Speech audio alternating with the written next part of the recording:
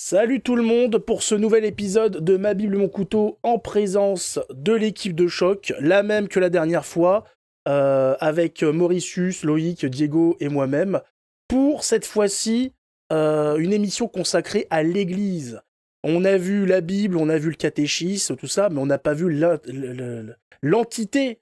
L'Église, qu'est-ce que c'est l'Église? Les gens, voilà, ils savent, oui, le Vatican, tout ça, on connaît grosso modo. Peut-être même des gens sont déjà allés visiter tout ça. Mais qu'est-ce que c'est? Qui est dedans? Pourquoi? Est-ce que c'est un uluberlu qui a décidé comme ça de faire son église au milieu de l'Italie? Ou est-ce que tout ça a un sens? On va le voir ce soir. Mais avant, on va bien évidemment commencer avec la présentation d'un saint de la semaine. Et en même temps, comme ça, nos invités pourront se saluer et puis commencer. Qui commence? Salut tout le monde, je vais commencer. Allez, Loïc, tu commences. Donc, t'as choisi qui? Alors j'ai choisi Sainte Élisabeth de Hongrie. C'est la sainte qu'on va fêter donc le dimanche 17. Sainte Élisabeth de Hongrie ou Élisabeth de Thuringe. Elle est née le 7 juillet 1207 à Presbourg, qui est la ville actuelle qui s'appelle Bratislava. Depuis toute petite, elle a prié le Seigneur aussi souvent que possible. Elle est souveraine de Thuringe et elle était aussi membre du Tiers-Ordre franciscain. Donc, c'est une association laïque qui est fondée par saint François d'Assise pour les couples mariés et les laïcs, pour qu'ils puissent vivre à la manière des franciscains. Donc, par sa piété et sa dévotion aux autres et son abandon total dans le Christ, Sainte Élisabeth est un exemple de sainteté pour tout chrétien. Elle est fêtée le 17 novembre et est notamment la sainte patronne des infirmières. Calmez-vous, hein, je viens de dire infirmière, je vous connais. Non, ça Donc, va aller. fiancée à 4 ans et emmenée loin de chez elle pour être mariée à 14 ans à Louis IV de Thuringe. Donc, autre temps, autre mœurs. Tout Sainte à fait. Élisabeth a vécu de 1211 à 1228 au château de Wartburg. Et après qu'il y ait des franciscains allemands qui lui aient fait découvrir la règle de Saint François d'Assise, elle renonce à sa vie luxueuse de princesse pour se mettre au service des pauvres. Ça pourrait donner des idées à certains, ça serait pas mal. Sa grande piété l'a fait juger indigne de la cour, notamment par sa belle-mère Sophie de Bavière, qui la trouve trop extravagante dans sa foi. Pour exemple, une fois, en entrant dans une église, Sainte Élisabeth déposa sa couronne au pied de la croix. Sa belle-mère le lui reprocha, disant que c'était un comportement indigne d'une princesse, et la future sainte lui répondit qu'elle ne saurait porter une couronne d'or quand le Seigneur porte une couronne d'épines. Euh, malgré que son mariage avec Louis était arrangé, ils s'aimèrent d'un amour sincère et vertueux. Donc ça, c'est pareil. L'amour n'est pas la passion et la passion n'est pas l'amour. L'amour, ça se construit.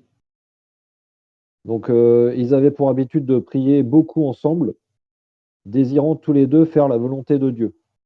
Ils ont eu 3 enfants, un fils et 2 filles. Voilà. Donc, Louis, son mari, soutenait sa femme dans sa dévotion aux malades et aux sans-abri. Il lui dit même un jour, chère Élisabeth, c'est le Christ que tu as lavé, nourri et dont tu as pris soin.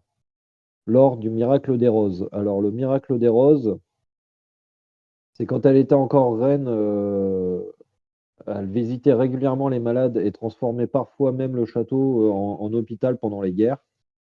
Et un jour, en se rendant à Eisenach à pied pour porter du pain aux pauvres, elle rencontre son mari qui lui demande ce qu'elle cache dans son tablier. Elle a commencé par lui mentir en disant que c'était des roses, mais rapidement, elle a été prise de remords. Elle lui a avoué que c'était des pains pour les pauvres. Et là, à ce moment-là, elle a ouvert son tablier. Mais là, il n'y a aucun pain qui est tombé, uniquement un bouquet de roses magnifiques. Chaque bonne action de Sainte Élisabeth était comme une fleur offerte. Son mari rendit grâce pour sa bonté.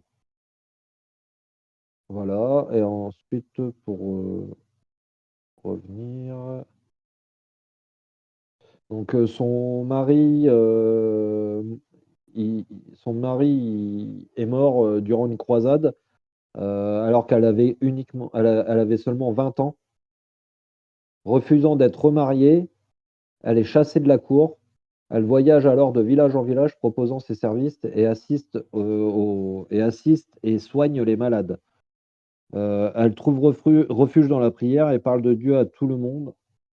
Un jour, elle dit à Jésus, Seigneur, tu veux être avec moi et moi je veux être avec toi. Jamais je ne veux être séparé de toi. Donc, grâce à certains de ses proches, elle a réussi à récupérer une partie de sa fortune. Elle met évidemment sa fortune au service des plus petits. Elle fait construire un hôpital pour accueillir les pauvres et les malades. Elle y passe les 3 dernières années de sa vie, nourrissant les malades, en les servant et en veillant les mourants. Elle meurt à 24 ans après être tombée malade. La semaine précédant sa mort, elle s'enferme pour rester seule avec le Christ et prier. Les témoignages de sa sainteté furent si nombreux que seulement 4 ans plus tard, le pape Grégoire IV la proclama sainte. Voilà, c'était, c'est à peu près tout ce que j'ai à dire sur elle. C'est déjà pas mal. Oui. Alors, Diego Mauritius. Alors, je vais vous présenter Saint Martin. Bonsoir à tous. Saint Martin, qui était l'apôtre des Gaules. Il est représenté comme un cavalier, donc un chevalier, qui est en train de couper sa tunique pour la donner à un mendiant. Donc, c'est un soldat qui est né au IVe siècle dans l'Empire romain, dans une région qui s'appelle la Pannonie, c'est la Serbie actuelle, hein, plus ou moins. Son père était militaire, mais de famille païenne, et lui était toujours intéressé par les églises. Il fréquentait les communautés chrétiennes de sa région. Mais il a été appelé vers ses 15 ans pour commencer son service militaire, donc il est rentré avec les cavaliers romains. Et il avait pour habitude de toujours distribuer sa paye et tout ce qu'il recevait, en fait, aux mendiants des villes de Gaulle, et notamment un hiver en particulier. Après avoir distribué tout ce qu'il possédait et tout son pain aux pauvres, il a coupé sa tunique, ce qui a donné donc cette image des saints. Alors c'est un saint qui est connu pour être le patron des saintes vocations. Qu'il faisait toutes ces choses-là, il n'était pas encore chrétien, il était simplement catéchumène, il n'était pas encore baptisé ni rien. Mais suite à cela, il a eu un rêve. Il a rêvé en fait que Jésus-Christ est en train de discuter avec des anges en disant, regardez, il m'a donné son manteau pour me couvrir. Et suite à ça, il a décidé d'abandonner l'armée et de se dédier aux ordres. Donc il est rentré dans un couvent de moines en particulier. Et il a continué à faire des très nombreuses actions. Bien sûr, il s'est baptisé, il a œuvré il a œuvré pour l'Église et il a notamment opéré des miracles comme des conversions, des guérisons et également 2 résurrections. À la suite, donc c'est un saint qui est mort à la fin de l'an 400. Et il est aussi connu pour être mort dans une telle sainteté que les gens qui l'ont vu briller, vu son corps brillant de la gloire de ses actions. Voilà, c'est tout pour Saint Martin, cavalier et apôtre des Gaules. Très Et bien. si je dis pas de bêtises, c'est pas à Amiens que ça s'est passé, la scène du manteau coupé en deux? Tout à fait, c'est Amiens, Ouais, effectivement. c'est bien ce que je me disais. Alors, Diego, à ton tour ou à Ouais, moi? c'est parti, ouais, ben, bonsoir à tous, bonsoir les amis, ravi d'être avec vous ce soir encore une fois. De même. Alors moi, je vais vous parler de Saint Albert le Grand. Saint Albert le Grand, il est né à Lavingen en Souabe vers la fin du XIIe et au début du XIIIe siècle. C'était une région du Jura en Allemagne. Il appartenait à la famille du comte de Bolswat. Après ses études à Padoue, à Paris et à Cologne, il se sentit investi quant à sa vocation.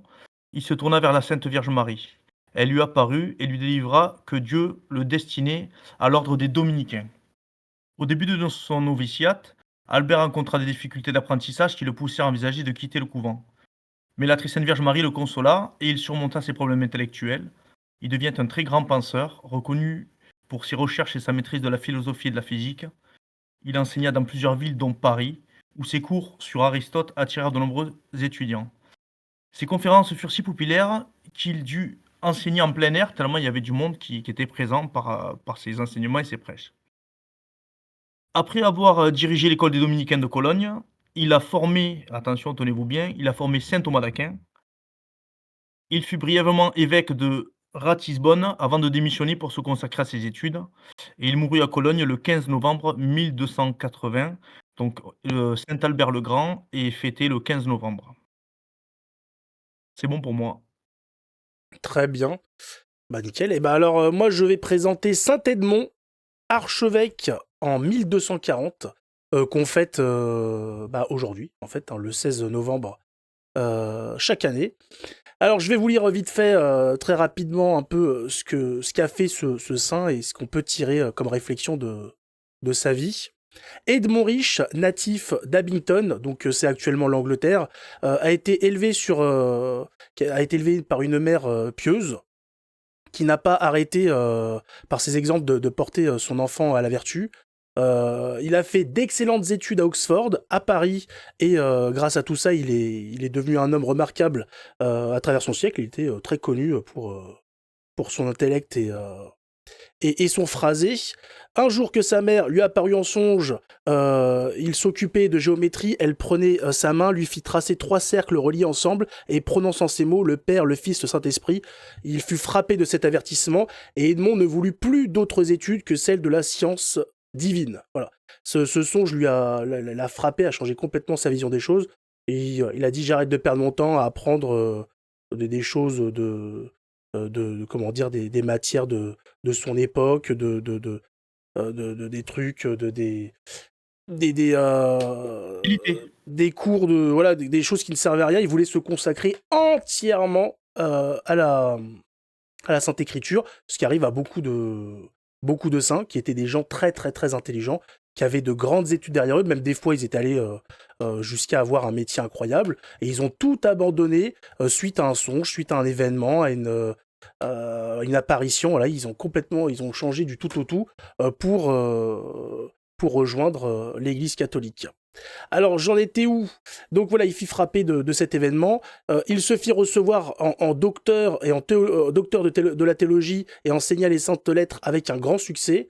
À partir de 1219, le bienheureux retourna dans sa patrie, et tout en continuant ses leçons à Oxford, il se livra au ministère de la prédication.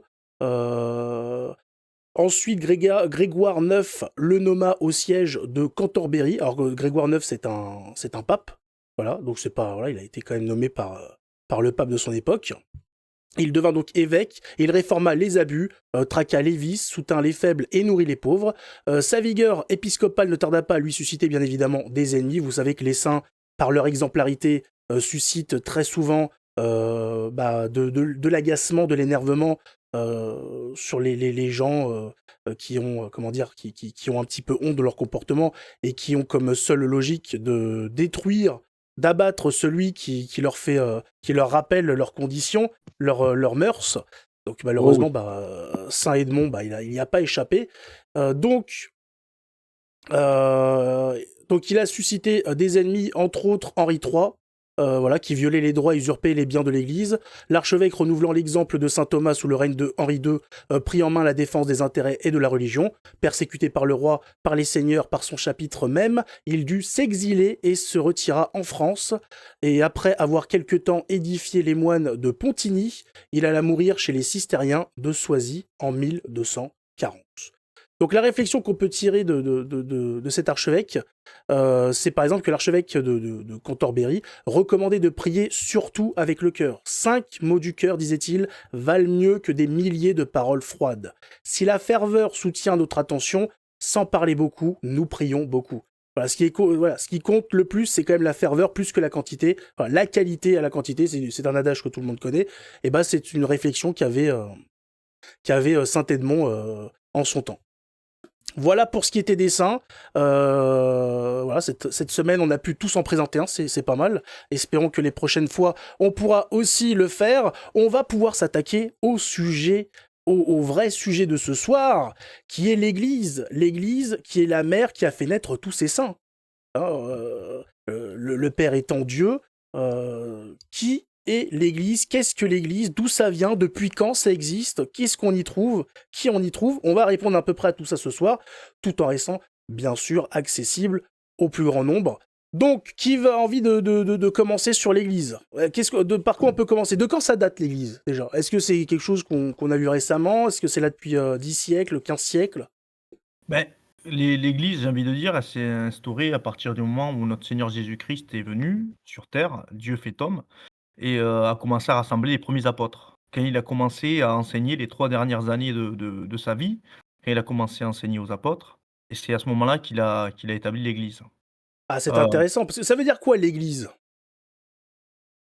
C'est quoi l'Église? C'est un bâtiment? Alors, C'est une réunion de gens? C'est quoi? non, alors l'Église, quand on parle effectivement de l'Église, c'est avant tout une communauté. C'est ce qu'on appelle typiquement le corps mystique de Jésus-Christ, c'est-à-dire c'est l'incarnation de tout, de la foi à travers de toute la société chrétienne. On l'appelle aussi la société des justes, la communauté des croyants, et elle est très souvent citée par Jésus lui-même ou par les apôtres comme étant la digne épouse qui, à la fin des temps, sera revêtue d'une parure blanche et sera unie au Christ. Donc, d'une certaine manière, si on re-rentre dans le concret, l'Église, c'est une communauté de personnes qui ont choisi par la foi de croire en Dieu par Jésus-Christ, parce que dans le cœur de la foi chrétienne, c'est bien de reconnaître que Dieu est Jésus-Christ et s'est fait homme, et qu'à travers de ça, l'Église est là pour nous enseigner. Elle est là pour enseigner toutes les vérités qui ont été révélées à Dieu. Et c'est pour ça qu'elle ne fonctionne que par la foi. Tout à fait. On pourrait Mais, peut-être définir ce qu'est la foi, justement. on ouais, bah, après pourrait. ça avait été fait en petit rappel, mais bon, ça avait été fait par le credo, tout ça, mais peut-être un petit rappel, rapide, ouais? Bah, Exactement. on peut déjà. Est-ce que vous connaissez? Est-ce que quelqu'un a la phrase où le Seigneur dit que à partir du moment où on est trois à le prier, il est parmi nous. Là où deux ou trois Deux, sont réunis, je suis au milieu d'eux. Voilà, par exemple. Voilà, C'est c'est deux des- ou c'est le trois début de sont l'Église, réunis, deux ou trois sont réunis en mon nom. En mon nom, bien exactement. Si sûr. on est, si on est réunis pour faire un couscous ou taper une partie de volleyball, Ça marche pas pareil. c'est pas pareil. Après, pour la foi, on avait fait l'émission sur l'acte des apôtres. Des apôtres, credo, tout ça. Donc Mais tout voilà. ça, bah, en fait, je parlais de la foi parce que ça nous fait comprendre l'Église. Parce qu'en général, ce qu'on dit à un catéchumène, que vient demander le catéchumène devant l'évêque? Il vient demander quelque chose à l'Église. Le sacrement. Il vient demander la foi. La Que foi en Jésus, demandez-vous à l'Église? Ah, La foi. la foi, tout à fait. Oui, c'est Donc, bien de le rappeler, hein, c'est c'est c'est le c'est la base rôle de vraiment. l'Église. C'est justement le rôle de cette institution, d'une part, qui est composée d'hommes, certes, mais qui est également, sur un point de vue spirituel, un corps mystique, celui qui a été, qui est la succession des apôtres, et justement la succession des gens qui croient dans tous les enseignements révélés par la vérité. Et c'est à quoi sert la foi? La foi nous sert à faire aimer Dieu, c'est l'adhésion de notre intelligence aux vérités qui ont été révélées par Dieu. Voilà. alors, j'ai une petite citation, et c'est le pape. Alors attendez, je n'ai plus le nom du pape. Bon, j'ai pas le nom du pape, mais il dit: «L'Église catholique se définit comme une institution à la fois humaine et divine. Ouvrez les guillemets. C'est une société parfaite en dépit de l'imperfection de ses membres». C'est-à-dire que l'institution, elle, est parfaite. Par contre, les hommes qui la composent ne le sont pas. C'est bien de Donc le préciser, oui, effectivement. C'est bien à voilà, dire, ouais. c'est pour tous les détracteurs qui vont se lâcher dans les commentaires, salut à vous. Voilà. Alors il y a l'Église. Il y a une date aussi de la fondation de l'Église. Vous savez quand est-ce qu'elle a été fondée? C'est Officiellement. quand Alors officiellement, je sais pas, mais en tout cas, c'est le Christ quand il dit à Pierre: «Tu es Pierre et sur cette pierre je bâtirai mon église». Alors, C'est un peu même à il y a plusieurs ça, reprises, je mais dirais, parce qu'il y a ça et après il y a la il y a la Pentecôte. crucifixion et la résurrection de notre Seigneur. Effectivement, et puis il y a aussi l'aspect très intéressant où Dieu a dit: «Ne sortez pas de cet endroit avant que je vous ai envoyé l'Esprit Saint, Tout à fait. jusqu'à ce que Donc, la Sainte Trinité soit entièrement révélée par le fait que le Christ nous a envoyé son Paraclet, ce qui veut dire le Consolateur. euh, et ben, l'Église n'était pas encore formellement formée. Donc les apôtres et la Sainte Vierge Marie se sont réunis dans un endroit qui s'appelle le Cénacle, là où il y a eu la dernière scène, et ils ont attendu. Et c'est le moment où ils ont reçu l'Esprit Saint, donc des langues de feu qui sont descendues sur eux. Et à ce moment-là, qui est décrit dans le livre des Actes, je ne sais plus également à quel verset, bah, il y a eu cet aspect de la Pentecôte et ils sont partis évangéliser les quatre coins du monde. Il y a eu tout un à fait. miracle ce jour-là. Il y a eu 3000 personnes qui, d'un seul coup, le même jour, se sont fait baptiser, puis 2000 très vite après. Donc ça fait 5000 personnes qui se sont baptisées en 2 jours. À Et savoir aussi, petite précision, à savoir qu'il y a aussi dans l'Église catholique, il y a deux parties. Il y a la partie visible, l'Église militante, qu'on appelle ça, sur terre, et la partie invisible, au ciel, l'Église triomphante et l'Église souffrante. Celle-ci, les églises du ciel, donc l'Église du ciel représente les âmes au paradis et au purgatoire. Alors ça, on verra dans l'ordre. D'abord, parce que là, on brûle les étapes quand même. Déjà, il y a l'église dans sa ville ou dans son village. Oui, ça C'est c'est le quoi? bâtiment, ouais. Voilà. C'est quoi? C'est la maison de Dieu. C'est là où va se passer tous les événements liés, liés à sa foi. Ça va être là où il va avoir les baptêmes, les mariages, les messes, les enterrements. Pour ceux qui le font encore. Malheureusement, il y a de moins en moins de gens qui vont à l'église pour se faire enterrer. Même des fois, il y a même l'inverse, c'est qu'il y a des gens qui vont se faire, qui font leur enterrement à l'église alors qu'ils sont morts dans des conditions qui ne le permettent pas. Mais enfin bon, ça c'est encore autre chose. Voilà, il y a l'église proche de ses choix, et puis il y a l'église des églises, celle instituée par Pierre, qui se situe au Vatican. Vatican. Et c'est celle-ci Ouais. qui va nous intéresser, puisque c'est celle qui a traversé les temps, c'est celle qui est la mère des églises, c'est celle comment dire, qui accueille, qui loge le pape qui est le représentant sur Terre de l'autorité divine. Et donc vicaire. on va étudier un peu ça, et on va voir un peu ce que c'est, ce que ça comporte, ce que ça nous dit, et puis qui est dedans, qui, voilà, parce que on voit ça de l'extérieur, c'est pas, voilà, on est à une époque où c'est pas quelque chose qu'on voit très souvent à la télé, voilà, qui est dedans, qu'est-ce qu'ils y font, on va voir ça de plus près. Alors, l'église du Vatican. Donc, comme vous l'avez dit, vous avez commencé avec l'histoire de Pierre. Donc c'est l'apôtre Pierre qui est parti évangéliser une fois que le Christ est remonté au ciel. Il est parti évangéliser avec, comme tous les autres apôtres, et il a terminé sa vie à Rome. Il est enterré à Rome, sous la basilique Saint-Pierre, justement. Voilà. Mais il avait été choisi Il avait par le été Christ. choisi, c'est ça. Si Le si vous Christ, permettez, j'aimerais revenir sur le fait que la base, donc c'est vraiment le Christ qui a choisi les premiers apôtres. Comme l'a dit Mauritius, à un moment du Saint-Esprit est venu sur eux à la Pentecôte. Il avait choisi d'abord ce groupe de disciples qu'il appelait apôtres pour pouvoir l'accompagner dans sa mission. Ils ont reçu directement les enseignements du Christ pendant qu'il était vivant, les 3 années de prêche.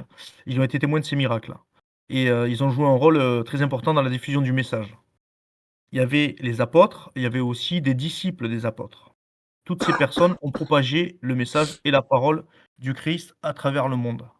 Et ensuite a découlé au fur et à mesure, l'Église telle qu'elle a été instituée et maintenant, comme tu dis, au Vatican avec ensuite les évêques, donc le pape qui est représentant du Christ sur terre, les évêques, les archevêques et Oula, jusqu'aux on va prêtres. détailler tout ça, tu vas vite en besogne.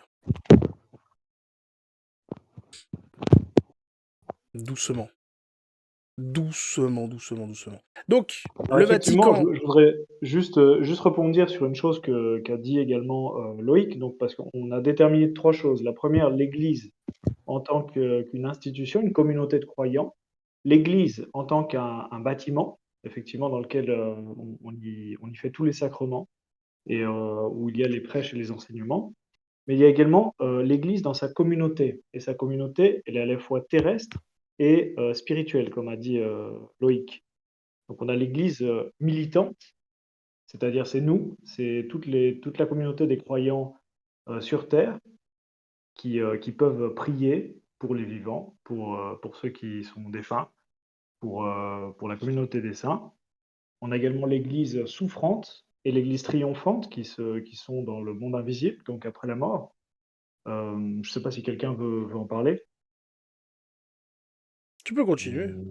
Non, bah, c'est ce que L'Église je disais. souffrante, c'est basiquement toutes les personnes qui sont décédées en état de grâce, donc ils sont dans le purgatoire, donc elles doivent encore purger certaines peines parce qu'on n'accède pas au paradis. On parlera tout à l'heure du paradis, effectivement, mais il y a certaines peines qui nous sont dues du fait des choses qu'on commet sur la terre, et on doit passer un certain temps dans la souffrance. Et de là, on n'en sort pas jusqu'à ce que Dieu décide de nous en faire sortir, et on bénéficie du suffrage des âmes de toutes les personnes de l'Église militante, donc c'est-à-dire de toutes les personnes qui sont sur Terre. On peut prier pour sa grand-mère qui est décédée, pour des gens qui sont morts, etc., pour les aider à atteindre le paradis. Et puis l'Église triomphante, c'est la communauté de tous les saints, c'est-à-dire tous les gens qui, après avoir passé une période de purgatoire, ou bien les grands saints du ciel, comme par exemple Saint Pierre, Saint Paul, mais également les anges, donc toutes les créatures de Dieu spirituelles qui sont bien au-dessus de nous. Mais ça, on en parlera sûrement dans une autre vidéo. Tout à fait. Donc, qui on trouve dans l'église du Vatican? Pourquoi on a ces gens-là Alors, et qui y a? la hiérarchie, tu veux dire? Qui on trouve dans les églises en général, déjà au premier niveau, on peut dire déjà que c'est les laïcs. Les laïcs, on entend les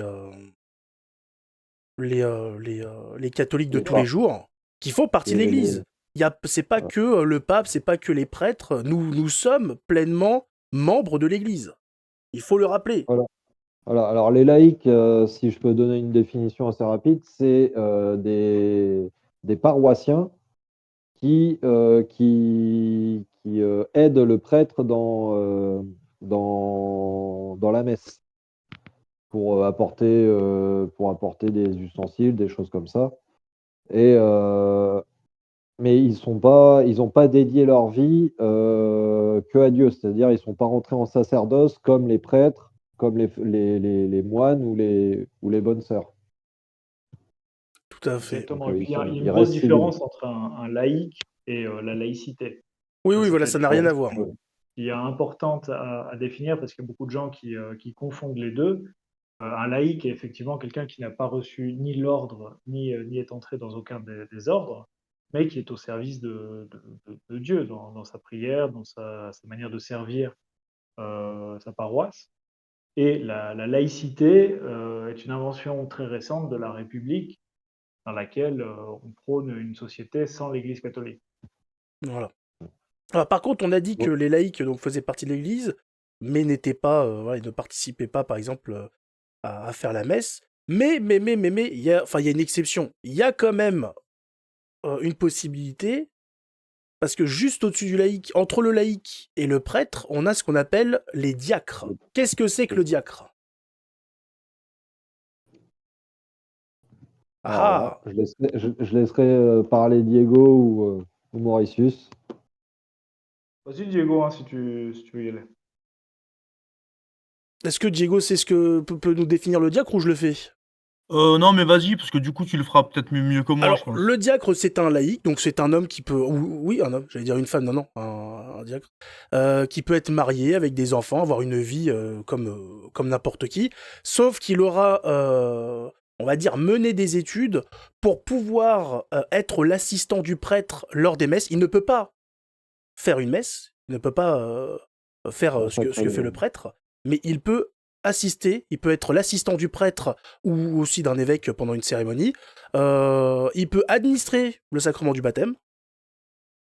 Il peut bien sûr faire de la prédication par rapport à la parole de Dieu et du service auprès des communautés paroissiales. Voilà, il va s'investir auprès de sa paroisse un peu plus, enfin avec des permissions que n'a pas un laïc par rapport à tout ça. Voilà, l'assistance du prêtre au niveau d'une messe, un laïc ne peut pas. Là où un diacre va pouvoir sonner les cloches, les petites clochettes, va pouvoir apporter l'eau et le vin. Voilà, des choses que ne vont pas faire les laïcs. Voilà, c'est le diacre, ça permet aux laïcs de pouvoir s'investir, voilà, de s'investir plus dans leur paroisse pour ceux qui veulent, qui ont le temps, qui ont l'envie, tout en ayant une vie à côté. À savoir quand même qu'il faut faire attention, il y a eu des époques où il y avait plus de diacres que de prêtres, et ça a causé beaucoup de soucis. C'est un équilibre, il faut éviter d'avoir trop de diacres, parce que ça mène des fois à des gros problèmes. Voilà, donc il faut faire, voilà, il faut Alors, pas, faut garder un équilibre. alors, pour revenir au niveau des sacrements qu'un diacre a le droit de faire, si je ne dis pas de bêtises, hein, vous me reprenez sinon. Donc, il peut administrer le baptême, il peut,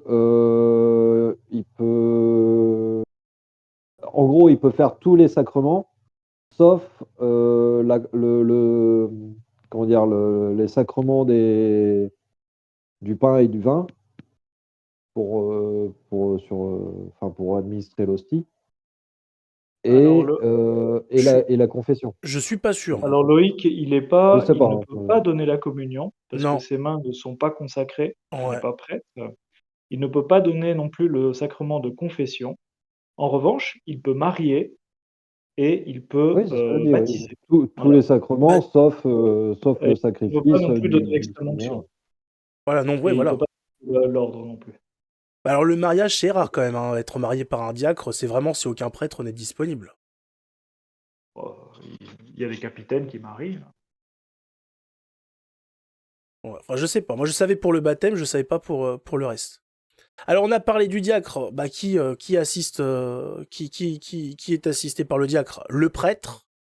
Alors, qui est le prêtre? Qu'est-ce que le prêtre? Là, ça va être intéressant, et vous allez voir qu'il y a une connexion incroyable entre les prêtres et les évêques. Vous allez voir, c'est intéressant. Qui a envie de parler des prêtres? Personne. Alors les prêtres, j'ai trop peur de dire des bêtises.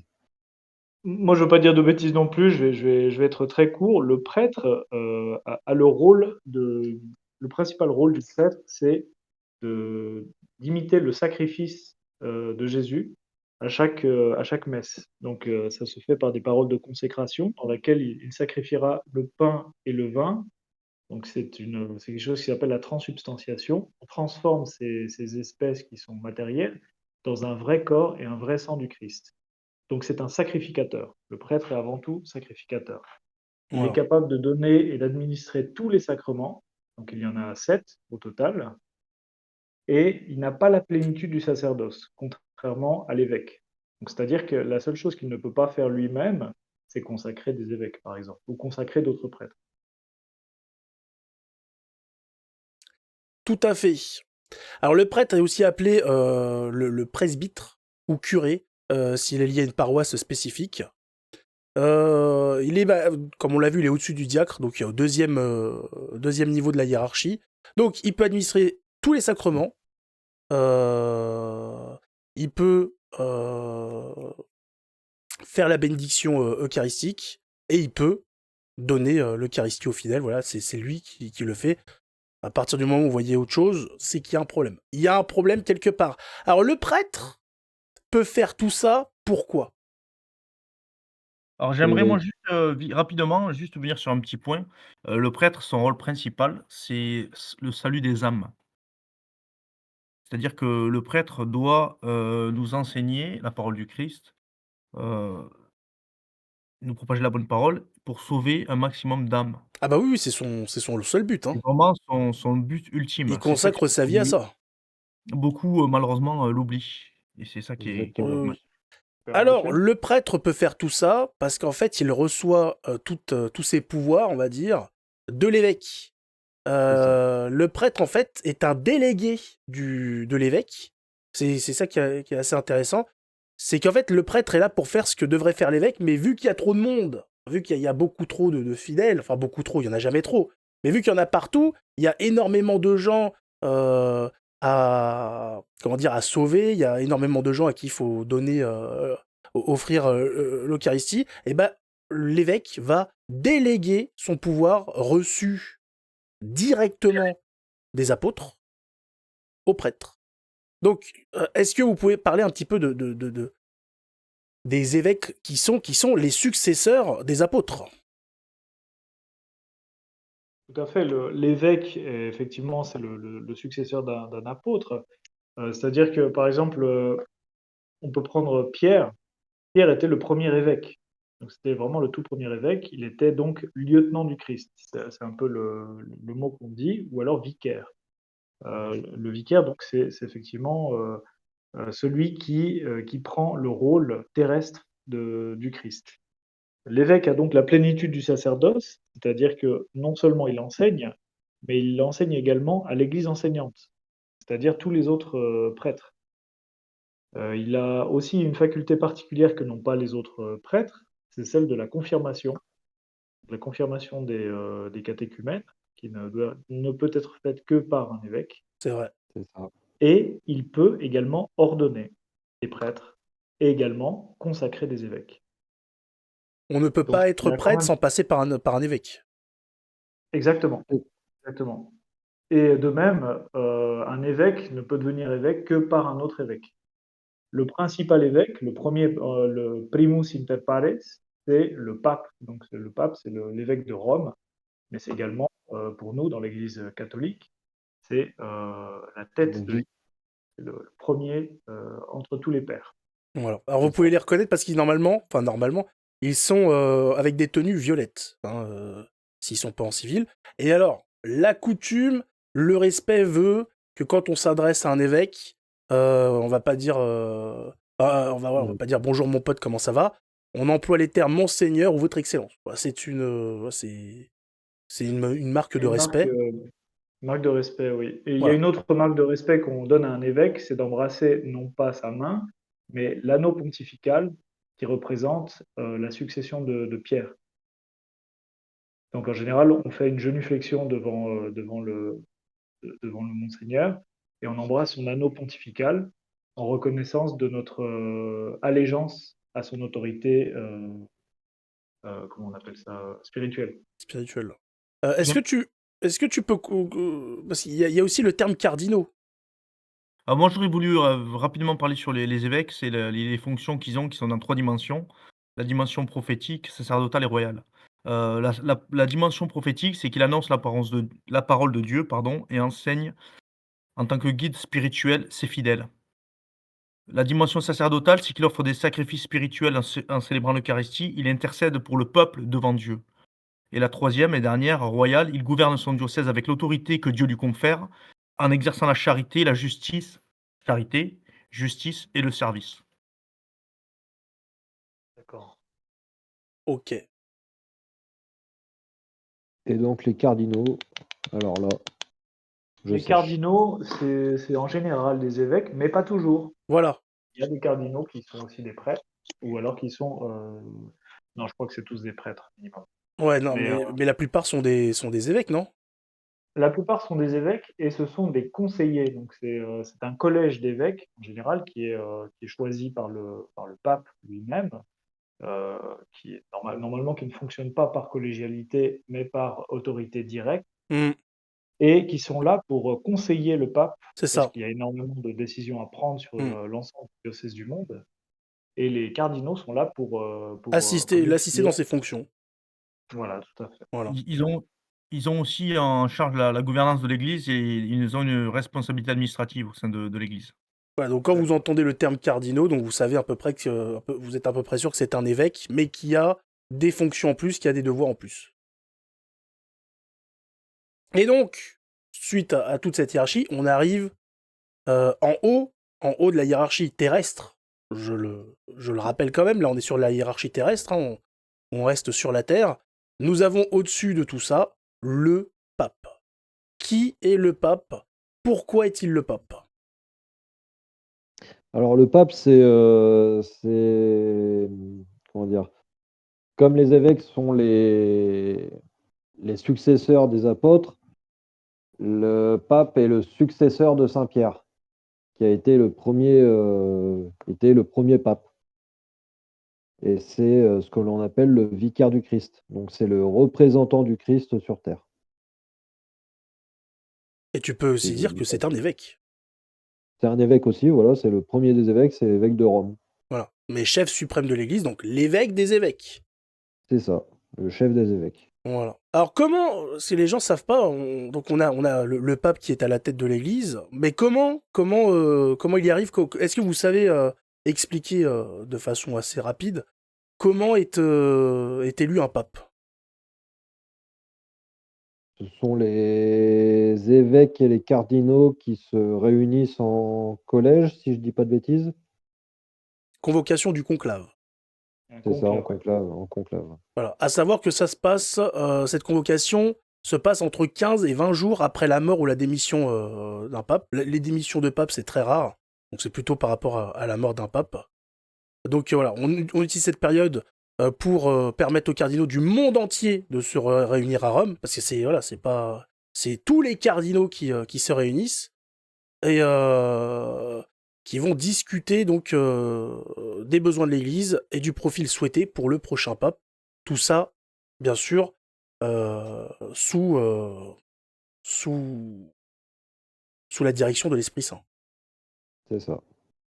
Et c'est des...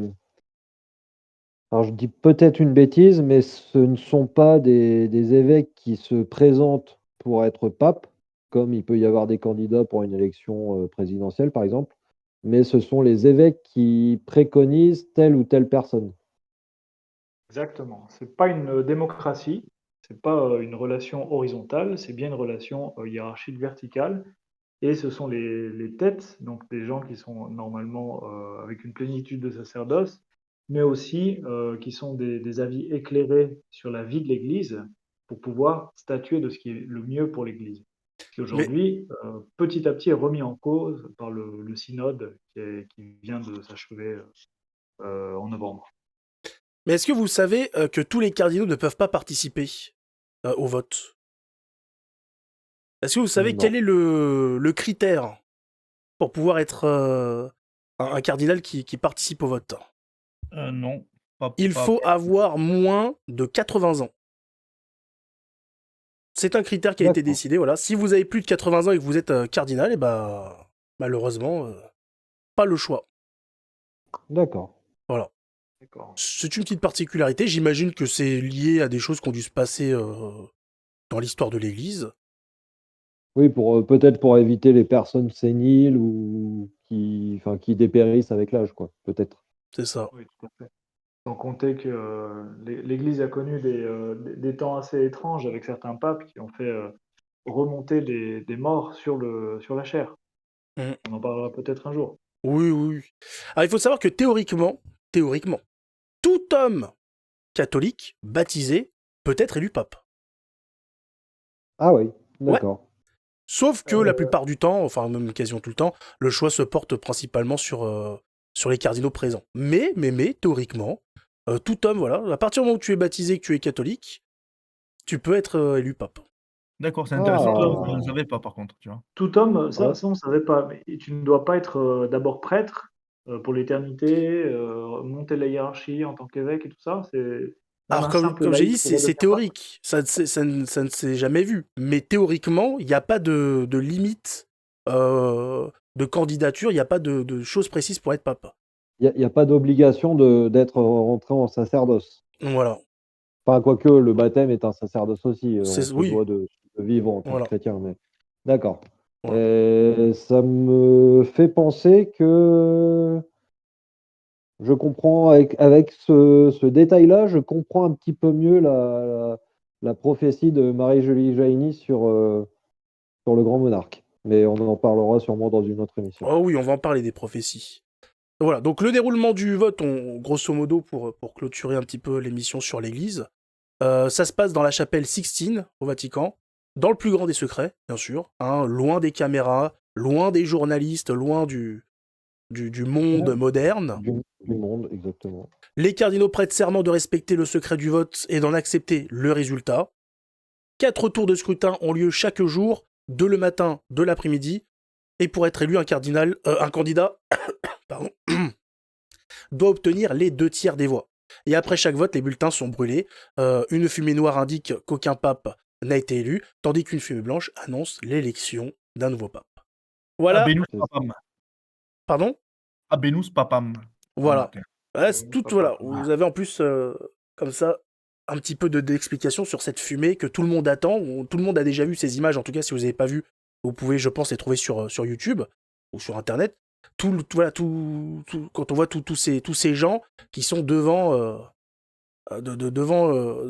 l'église, devant le Vatican, à attendre cette fumée, bah, c'est parce que c'est l'indication, c'est l'indicateur de s'il y a un pape qui a été élu ou pas. Alors, Et, est-ce qu'on et- pourrait, je sais pas si vous voulez parler d'un autre sujet par rapport à ça, mais également la contestation de l'Église. Parce qu'on sait qu'aujourd'hui, l'Église est très décriée par le monde, justement, qui essaie de minimiser son rôle, notamment pour le salut des âmes, en essayant de tout ramener au matériel, mais aussi de diminuer la sainteté de l'Église en faisant penser que c'est une institution corrompue, peut-être qui perd les gens ou qui est remplie de pédophiles. Il y a quand même, de tout temps, l'Église a été persécutée. Oui, ah oui, oui, c'est et Alors, encore, oui, encore actuellement. tout à fait. on sait que l'Église, nous, la communauté de l'Église catholique, on la cite dans le credo en disant que l'Église est une, sainte, catholique et apostolique. Donc elle est une, parce qu'on croit qu'il n'y a qu'une seule Église du Christ. Il n'en existe pas plusieurs. Il n'y a qu'une seule Église aux yeux de Dieu. Elle est sainte, c'est-à-dire que, comme on l'a dit au tout début, hein, ce n'est pas les hommes qui sont saints dedans, c'est c'est son enseignement, c'est ce qu'elle fait, C'est ça. c'est ce qu'elle elle essaie d'apporter au C'est monde. Voilà. c'est ce qu'elle Elle prône. ne peut pas nous tromper. Elle ne peut Elle pas est à nous l'image tromper. de Christ. Elle est catholique. Catholique en grec, catholikos, ça veut dire universel. Universellement. C'est-à-dire que le salut est ouvert à tous et Jésus a fondé son église dans cet objectif-là que toute âme peut être sauvée s'il recherche la vérité. Voilà. Elle peut Et être sauvée, mais voilà. C'est pas tout le monde sera sauvé. Elle est universelle exactement, dans son message, dans le fait qu'elle est là pour sauver toute personne qui veut être sauvée. C'est ça. exactement. Et enfin, apostolique. Pourquoi apostolique? Parce que la tradition, qu'on appelle voilà, effectivement la tradition de l'Église catholique, qui est un mot qui reviendra assez souvent et qui est aujourd'hui également attaqué. La tradition, c'est l'enseignement de Jésus à travers des apôtres, donc à travers de Saint Pierre, puis des évêques, puis des prêtres, jusqu'à l'Église qu'on a aujourd'hui. Donc, elle est apostolique.